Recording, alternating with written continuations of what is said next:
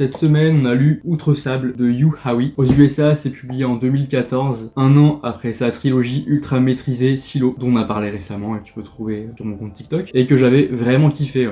En France, il faut attendre 2019 pour cette nouvelle saga post-apocalyptique. Outre Sable, on suppose que ça se passe des centaines d'années après une catastrophe globale qui a recouvert la planète Terre de sable, la transformant en gigantesque désert qui globalement a tué tout le monde.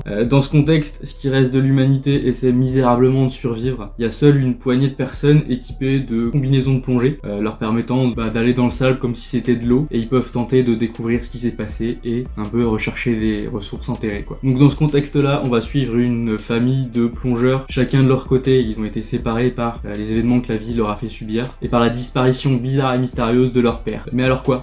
J'ai beaucoup apprécié, même si j'ai quand même des réserves. Le premier tome, c'est vraiment une introduction à la saga et on le ressent beaucoup trop. Il y a énormément de questions et il y a aucune réponse. Dans mes souvenirs, le premier tome de la saga Silo, beaucoup de questions sans réponse, mais bon, t'avais quelques pistes de réflexion quand même. Là, vraiment moins. Mis à part ça, on a un roman qui fonctionne très bien, avec un univers qui est fou, déjà. Des personnages qui sont forts et attachants, même si ils ont clairement un bouclier narratif qui les protège. On attend évidemment et impatiemment le prochain tome, qui devrait arriver en octobre. Voilà. La semaine prochaine, ce sera Charlie de Stephen King. Salut!